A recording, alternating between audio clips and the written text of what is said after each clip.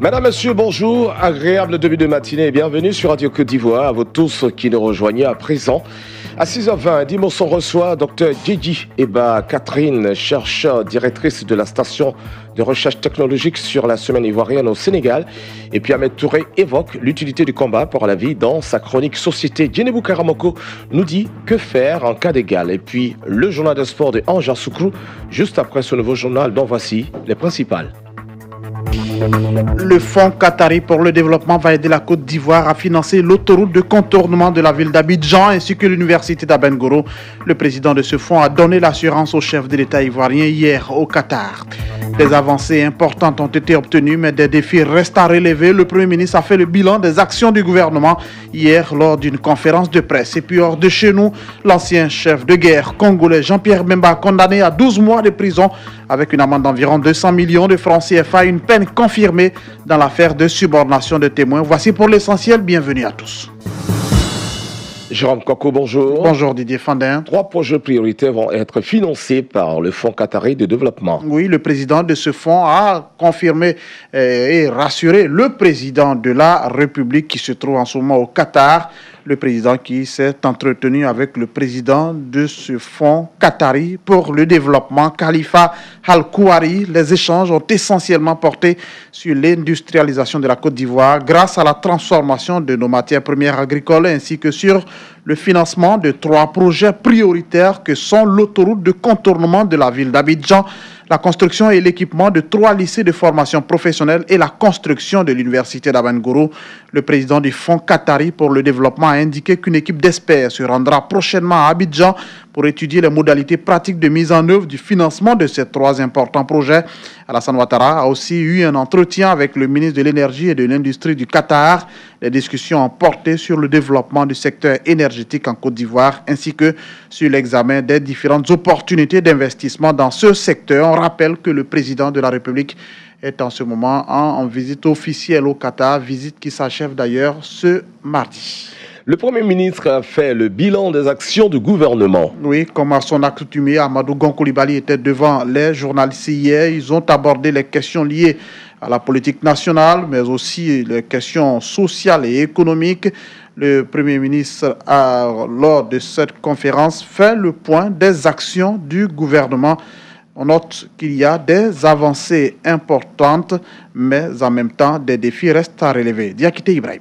C'est sa deuxième conférence depuis sa nomination en tant que Premier ministre. Amadou Gon Coulibaly a abordé les questions récentes de l'actualité politique, notamment le désaccord avec le PDCI, le projet de filets sociaux, l'amnistie des prisonniers, les projets de développement à venir et bien d'autres questions. Sur les questions politiques, le chef de gouvernement s'est voulu clair quant au désaccord avec le PDCI. Pour lui, aucun désaccord ne devrait exister car la création du parti unifié est la finalité des différents accords signés dans ce cadre, en rappelant que la place du PDCI se trouve au RHDP. Quant à la réforme de la CEI, elle interviendra après les élections locales suite à une consultation avec la classe politique, dira Amadou Gon Coulibaly. Le Premier ministre a réitéré le vœu du chef de l'État, celui de n'envoyer aucun autre Ivoirien à la CPI. Une question relative à la situation de Simone Gbagbo réclamée par cette Cour pénale internationale. Pour l'amélioration des conditions de vie des populations, le gouvernement veut augmenter les bénéficiaires du projet des filets sociaux en passant de 36 000 à 100 000 ménages. Toujours au chapitre social, le chef de gouvernement reconnaît qu'il y a du retard dans la CMU, mais rassure quant à sa finalisation. En somme, le gouvernement va poursuivre ses actions pour le développement du pays avec les différents chantiers identifiés et en voie de construction, tel le 4e pont avec les indemnisations prévues pour l'occasion. Un développement qui ne pourra être effectif qu'à condition que les Ivoiriens vivent dans la paix et la stabilité. Pour ce faire, le chef du gouvernement les a invités aux prochaines élections locales dans le calme. Diakité Ibrahim, on a pu le remarquer, plusieurs actions ont été entreprises par le gouvernement pour le bien-être des Ivoiriens. Amadou Gon Coulibaly en a d'ailleurs parlé, on l'écoute.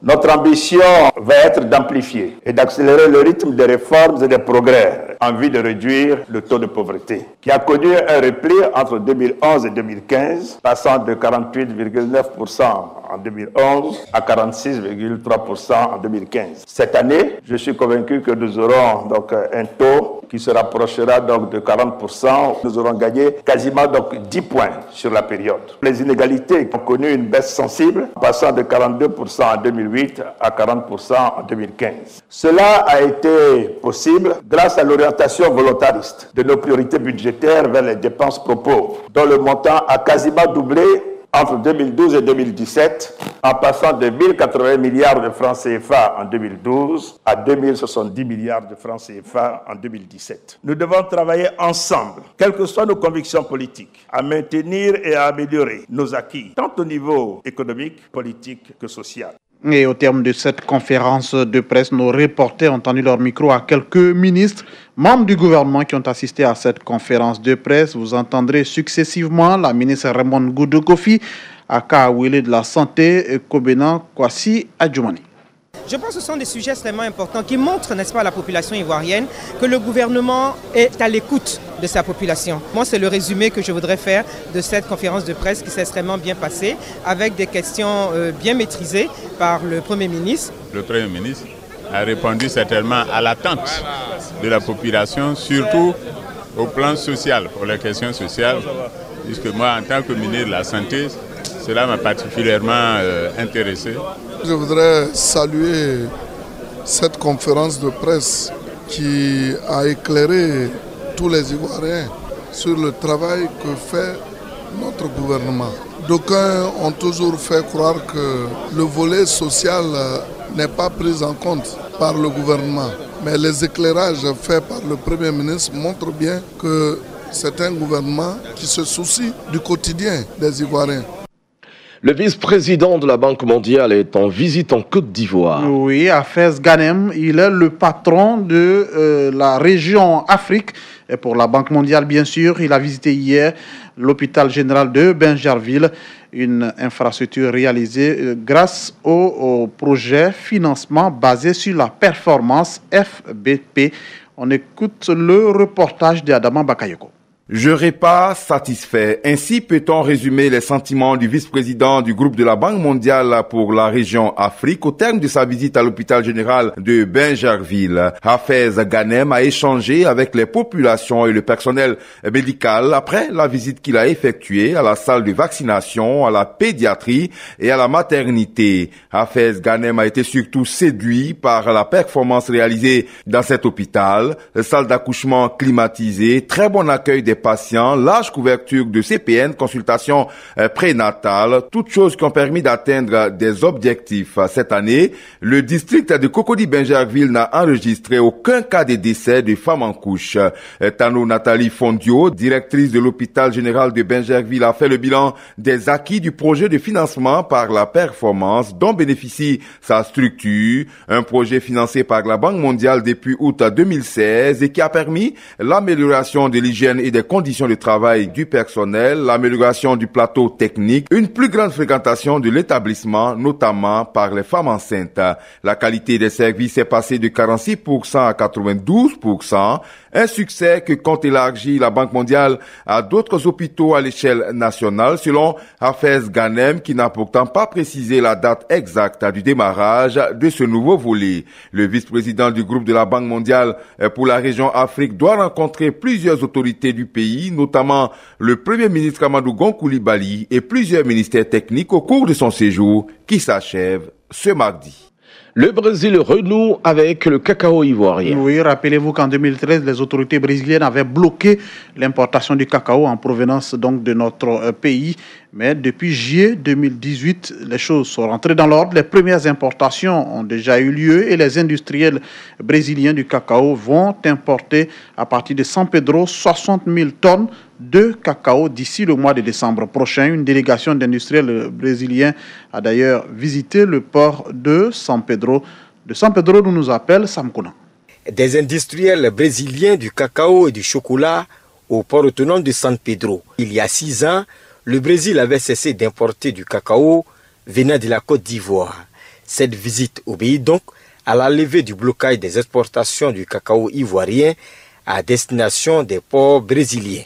Un premier bateau chargé de cacao est parti en juillet dernier et 60 000 tonnes de fèves de cacao sont annoncées avant la fin de l'année à partir du premier port exportateur de cacao au monde.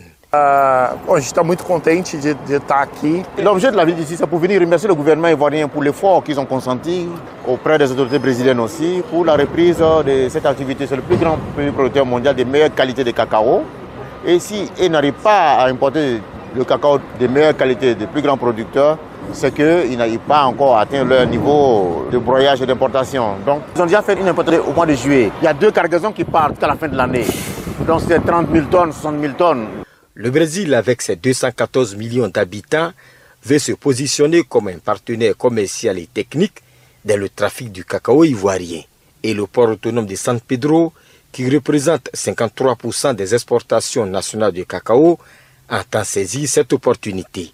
Surtout que seulement 25 à 30% des exportations du cacao sont destinées aux Amériques. Samkouna San Pedro et Radio Côte d'Ivoire.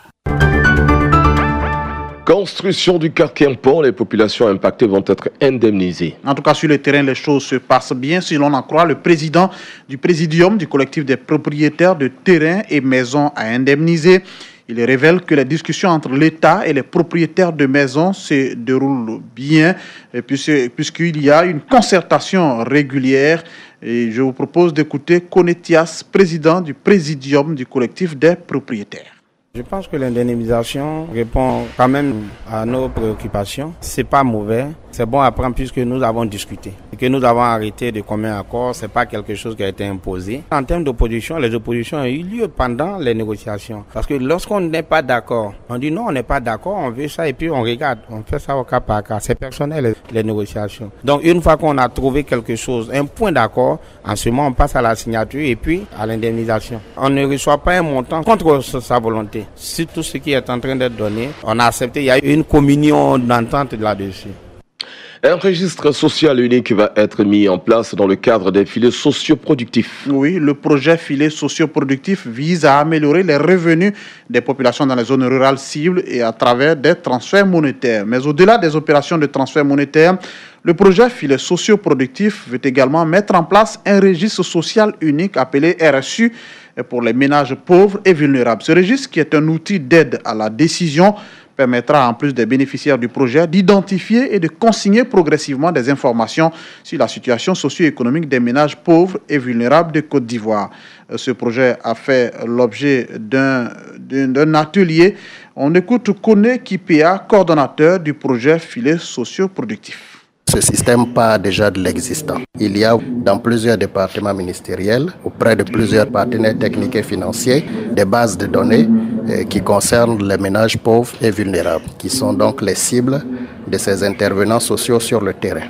La vocation du registre social unique, c'est de faire en sorte que nous puissions mutualiser toutes ces ressources dont les uns et les autres disposent, mais le registre, pour pouvoir mutualiser, doit pouvoir mettre en place des outils conjoints. Et l'une des démarches, c'est surtout celle du ciblage sur la base du même protocole, sur la base des mêmes outils et à la matière avec l'appui technique et financier de la Banque mondiale, mais avec le leadership de certaines structures telles que l'Institut national de la statistique et l'NCA. La radio filmée, c'est désormais une réalité. Et c'est la RTI qui expérimente cette innovation grâce à sa chaîne Fréquence 2. Désormais, les auditeurs de la radio Fréquence 2 pourront non seulement écouter, mais aussi regarder les productions de la radio.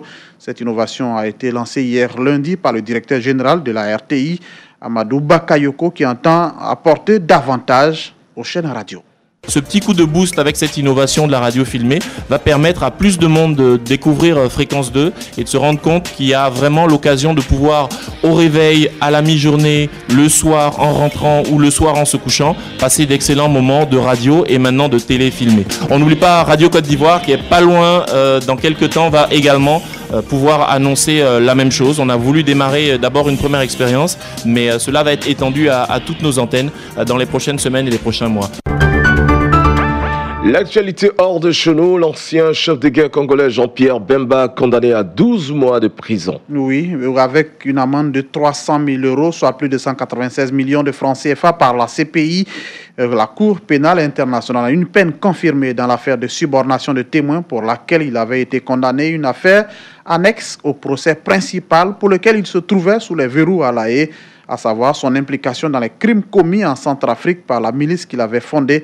Cependant, Jean-Pierre Bemba a déjà purgé cette peine. La détention préventive le dispensait de toute détention supplémentaire. On termine en Corée. Les dirigeants des deux Corées, Kim Jong-un et Moon Jae-in, se retrouvent du 18 au 20 septembre à Pyongyang pour un troisième sommet intercoréen cette année, le premier dans la capitale nordiste. Le président sud-coréen Moon Jae-in est arrivé aujourd'hui même mardi à Pyongyang pour son troisième sommet avec le nord-coréen, avec pour objectif d'aider la Corée du Nord et les États-Unis à sortir de l'impasse diplomatique. Le programme de cette nouvelle rencontre n'a pas été annoncé, mais il est probable que la Corée du Nord mette à profit cette rencontre pour faire la meilleure impression, avec notamment des dizaines de milliers de personnes dans les rues pour acclamer le président sud-coréen. Point final de ce journal. Retenez que le Fonds Qatari pour le développement va aider la Côte d'Ivoire à financer l'autoroute de contournement de la ville d'Abidjan ainsi que l'université d'Amengoro.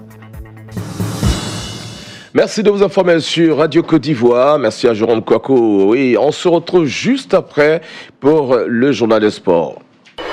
Ne bougez pas, on revient juste après la pub.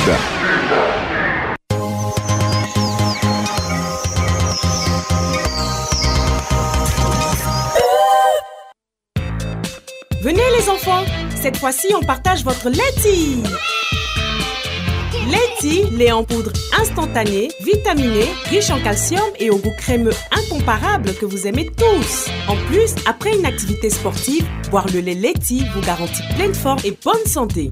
Existe en sachet de 25, 400 grammes et en boîte de 400 et 900 grammes. Laiti, le maximum d'énergie. Une marque Carré d'Or.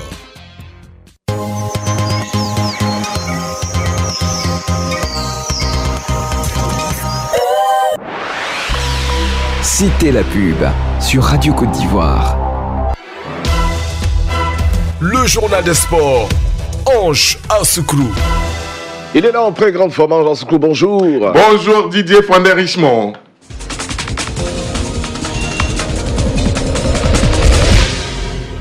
Football Ligue 1, l'Africa Sport d'Abidjan est déjà dans la tourmente après seulement 2 journées. Le club vert et rouge a limogé son entraîneur. Désiré Kouadio est viré. 2 défaites, 6 buts encaissés, aucun but marqué. L'Africa Sport d'Abidjan est dernier de la Ligue 1 après 2 journées. C'en était trop pour les dirigeants verts et rouges. Ils ont signifié à leur entraîneur qu'ils mettent un terme à son bail qui a donc tourné au cours. Désiré Kouadio, qui est venu de Suisse et dont le premier poste d'entraîneur est l'Africa Sport d'Abidjan, a été remplacé par un habituel pompier, Almami Diaby. Football toujours, il y aura des étoiles dans le ciel aujourd'hui avec les grands débuts de la phase de groupe de la Champions League. Choc à suivre, Liverpool, Paris Saint-Germain. Soirée étoilée en perspective donc à Anfield Road, l'antre de Liverpool, le vice-champion d'Europe conduit par Mohamed Salah, Sadio Mané, Naby Keita, que des Africains accueillent le Paris Saint-Germain avec Mbappé, Cavani, Neymar dans le groupe C. 2 équipes dont les attaques crachent du feu et qui ont réussi le carton plein en ce début de championnat. 5 matchs, 5 victoires. Le match se joue à 19h et non plus à 18h45 comme par le passé. D'autres matchs de cette première journée de la phase de groupe: Barcelone, PSV, Inter, Tottenham ou Monaco, Atlético de Madrid. Basketball, éliminatoire de la Coupe du Monde 2019, la Côte d'Ivoire reste dans la course. Lors du tournoi qualificatif du Nigeria, les éléphants basketteurs ont enregistré une défaite et 2 victoires. La Côte d'Ivoire a été battue d'entrée par le Nigeria 84-73. Les éléphants ont vaincu le Rwanda 71-53. et le Mali 69-59. La meilleure arme offensive ivoirienne au Nigeria a été Moïse Vafessa Fofana, 15 points face au Rwanda. Il a récidivé contre le Mali, inscrivant encore 15 points. La Côte d'Ivoire attend le prochain tour qualificatif en novembre pour tenter d'obtenir son ticket pour la Coupe du Monde. Tennis, Coupe Davis, la finale 2018 opposera la France à la Croatie comme lors de la finale de la Coupe du Monde. En demi-finale, la France a éliminé l'Espagne, privée de Rafael Nadal blessé. La Croatie a sorti les États-Unis. Cyclisme, la Côte d'Ivoire donne son accord de principe pour l'organisation du championnat d'Afrique de cyclisme en 2020. Le championnat d'Afrique de cyclisme est prévu en 2020 et le premier championnat d'Afrique de freestyle en 2019. Le président de la CAC, Confédération africaine de cyclisme, a obtenu de l'État de Côte d'Ivoire l'accord de principe pour l'organisation de ces deux compétitions. À sa sortie d'audience, le président de la CAC, l'Égyptien Dr Wagui Azam, au micro Radio Côte d'Ivoire de Sendou Koulibaly. The Minister of Côte d'Ivoire is very supporting to cycling. J'ai discuté aujourd'hui avec Monsieur le ministre comment faire progresser le cyclisme, et ceci à travers des stages de formation pour toutes les disciplines, le BMX, la route, le VTT et le piste. Et aussi faire des stages de formation pour les jeunes cadres. On va préparer les règlements pour l'organisation du championnat d'Afrique en 2020. Et ceci sera bon pas seulement pour le Côte d'Ivoire, mais aussi pour tout l'ouest de l'Afrique. J'ai aussi remarqué qu'ici en Côte d'Ivoire, il y a un grand nombre de cyclistes de freestyle. Alors j'ai pensé aussi organiser l'année prochaine, en 2019, un championnat pour le freestyle. Et ce sera le premier championnat au niveau de toute l'Afrique. Le président de la CAC, la Confédération africaine de cyclisme, après son audience avec le ministre ivoirien des Sports. Retour de l'information sportive avec Fernand Kouakou de la matinale sport. C'est à 7h20. Merci beaucoup.